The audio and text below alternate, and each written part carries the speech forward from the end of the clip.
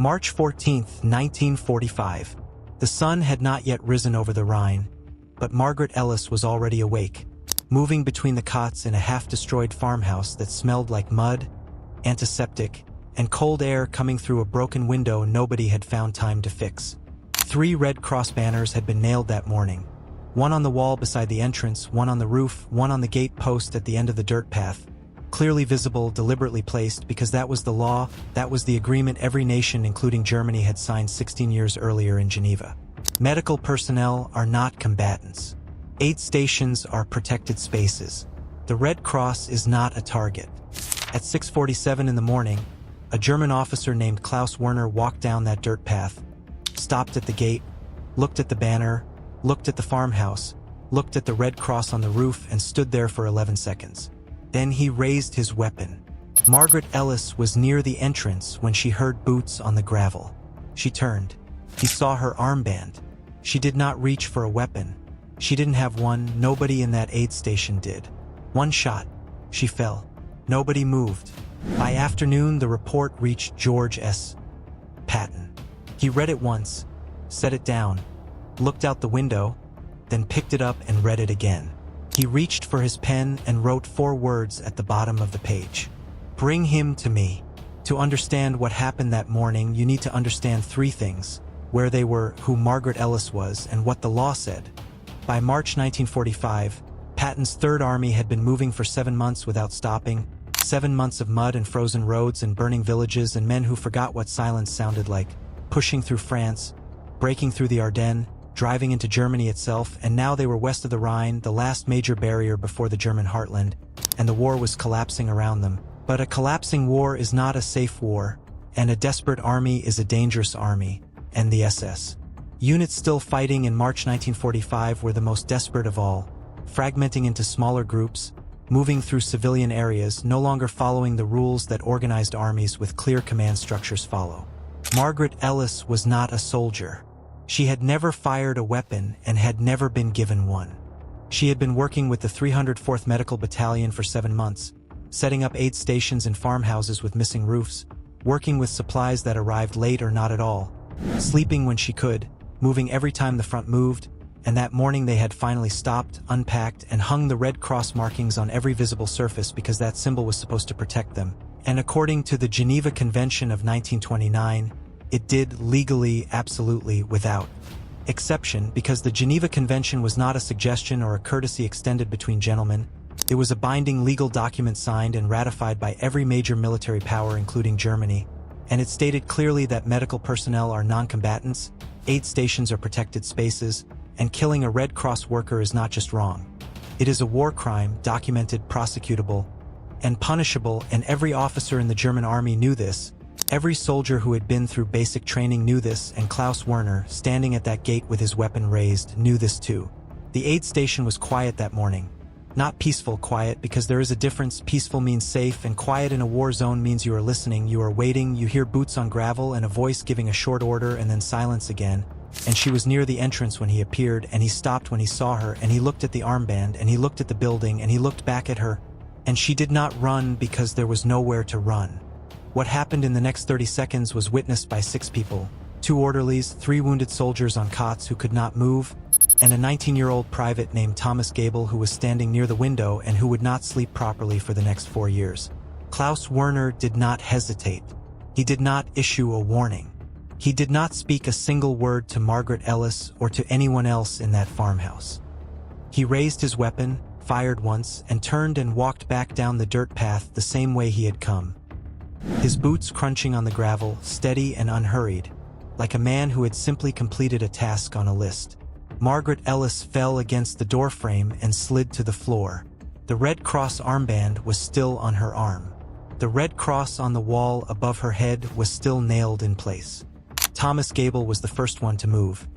He crossed the room in 3 steps, dropped to his knees beside her, and pressed both hands against the wound the way he had been trained to do, and he called her name once, then again, then a 3rd time, and the 2 orderlies were beside him now, and the men on the cots were trying to sit up, and for 40 seconds the farmhouse was filled with noise and movement and urgent voices, and then it went quiet again, a different kind of quiet, the kind that settles into a room when everyone present understands simultaneously that there is nothing more that can be done. Thomas Gable sat back on his heels. He looked at his hands. He looked at the Red Cross banner on the wall.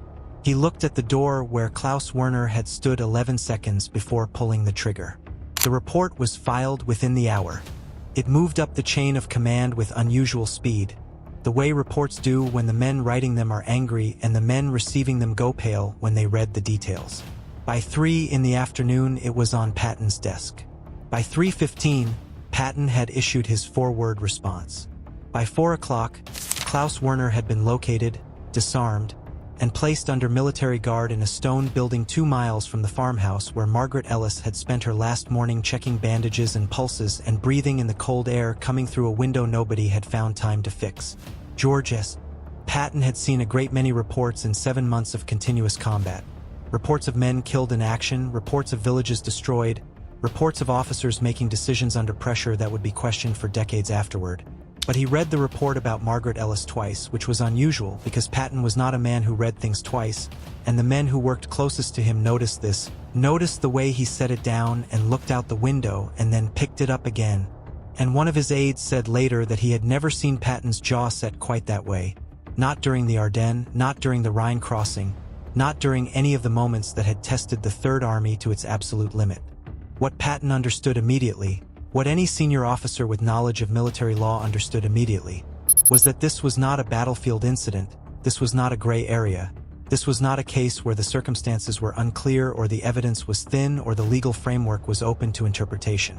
The Geneva Convention of 1929 was explicit. Article 9, Article 12, Article 15.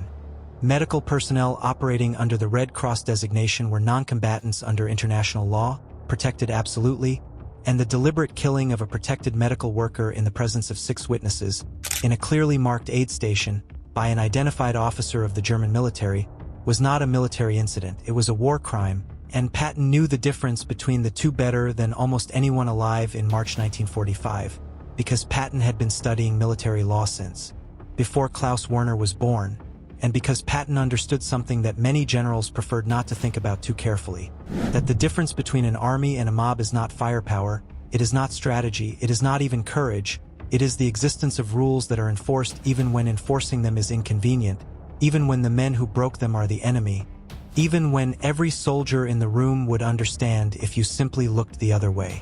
He did not look the other way. He called for his aid. He gave 3 instructions in the following order. He wanted the 6 witnesses interviewed and their statements documented before the end of the day. He wanted the JAG officer attached to 3rd Army headquarters present in his office by 1800 hours, and he wanted Klaus Werner brought to him personally, not to a holding facility, not to a processing center, to him, because there was something Patton intended to say to Klaus Werner directly, and he intended to say it before the legal process began, and what he said in that room, with only an interpreter and 2 of his senior officers present, was something that none of the 3 men who heard it ever repeated publicly, though all 3 confirmed for the rest of their lives that it had been said. Klaus Werner was brought into the room at 1823 hours, still in his uniform, still wearing the insignia of his rank. His hands bound behind him with the standard restraints used for high-value prisoners, and he was placed in a chair in the center of the room, and the interpreter stood to his left and Patton's 2 senior officers stood near the wall, and Patton himself stood by the window with his back to the room for a long moment before he turned around.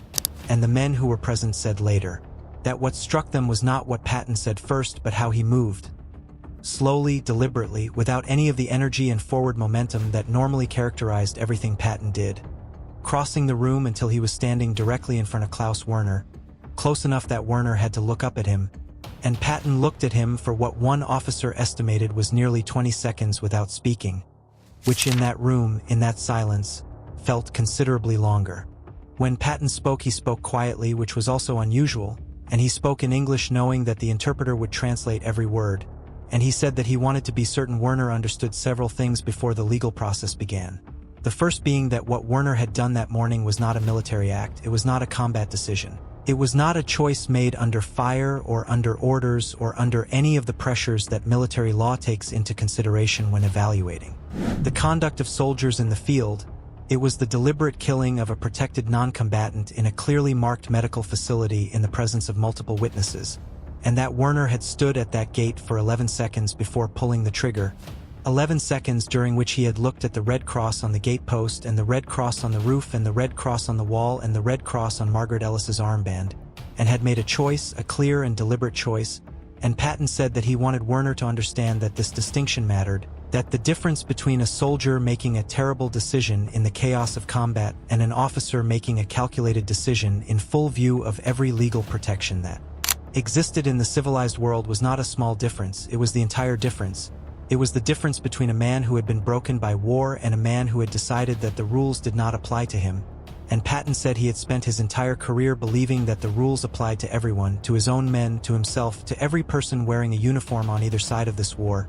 And that belief was not going to change on March 14, 1945, in a farmhouse west of the Rhine, because of Klaus Werner. Then Patton stepped back. He nodded to the JAG officer. He picked up the report from the table, folded it once, and placed it inside his jacket. He walked to the door and stopped with his hand on the frame and turned back and looked at Werner one final time and said 4 more words, quietly, without anger, without drama. The way a man states a fact that requires no elaboration. And then he walked out and the door closed behind him, and the legal process that would determine Klaus Werner's fate began that same evening with the first of 6 witness statements taken from the men who had been inside that farmhouse on the morning Margaret Ellis died.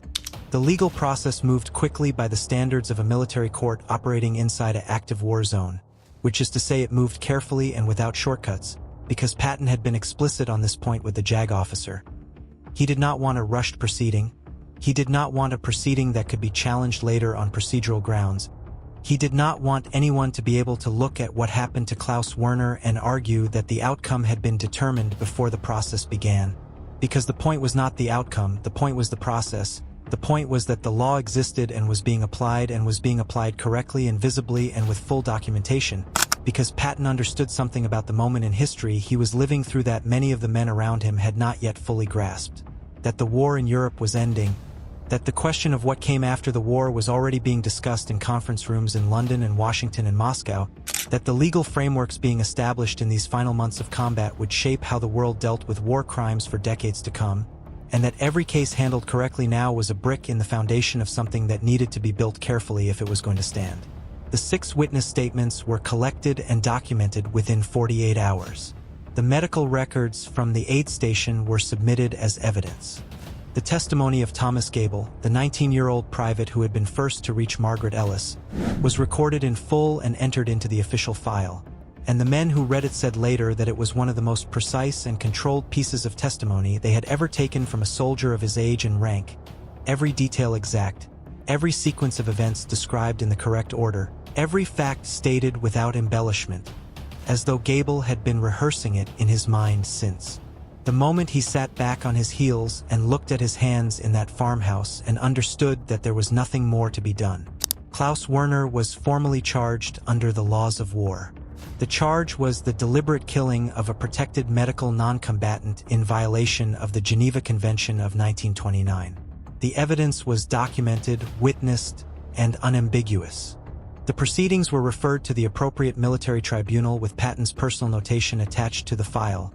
3 sentences, precise and without decoration, stating the facts of the case and his assessment of their legal weight, and signed with his full name and rank at the bottom of the page. What happened to Klaus Werner after that point becomes difficult to trace with precision, as military tribunal records from the final weeks of the European War were not always preserved completely in the chaos of the German surrender and the rapid reorganization of Allied command structures that followed. But the men who had been present in that room with Patton and Werner on the evening of March 14th said consistently and without contradiction that they believed the process had been completed, that Werner had faced the tribunal, and that the outcome had reflected the weight of the evidence against him. Thomas Gable was transferred to a different unit 6 weeks after the incident. He never spoke publicly about what he had seen. He kept one thing from that day: a folded piece of paper on which he had written Margaret Ellis's name, her rank, her unit, and the date, because he said he was afraid that in the confusion of the war's final weeks, her name might get lost somewhere in the paperwork. and he wanted to make sure that at least one person who had been there that morning was carrying it forward. Margaret Ellis was 27 years old on the morning she died, and she had spent the last 7 months of her life doing the only thing she had ever wanted to do, which was keep people alive in conditions that made keeping people alive extraordinarily difficult. And she was good at it. The men who worked alongside her said she was exceptionally good at it, and she had survived the hedgerows of France and the frozen roads of the Ardennes and 7 months of moving aid stations and inadequate supplies and nights without sleep and the particular and relentless exhaustion of working at the front, and she had survived all of it. And she was 27 years old on a cold morning in March 1945 with the war almost over, and a man who knew exactly what her armband meant made a decision in 11 seconds that she did not survive. And the question that stays with you, the question that Patton understood when he read that report twice and looked out the window and reached for his pen, is not whether Klaus Werner deserved what the law gave him, because the law on that point was clear and had been clear since 1929 and Werner had known it when he stood at that gate.